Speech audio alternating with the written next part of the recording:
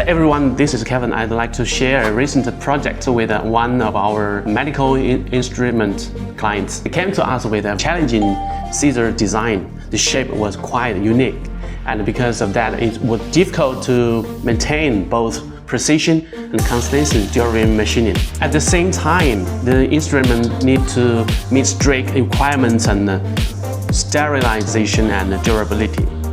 At the beginning, especially with the geometry and assembly fit, but we worked closely with review the design details and make several adjustments and machining progress and tooling. After a few rounds of optimization, we were able to achieve a stable solution that met both the dimensional, functional requirements. For us, it's not just about making parts, it's about helping our customers solve problems and ensure the final product performs reliably in real use. Thanks for watching. See you next time. Bye-bye.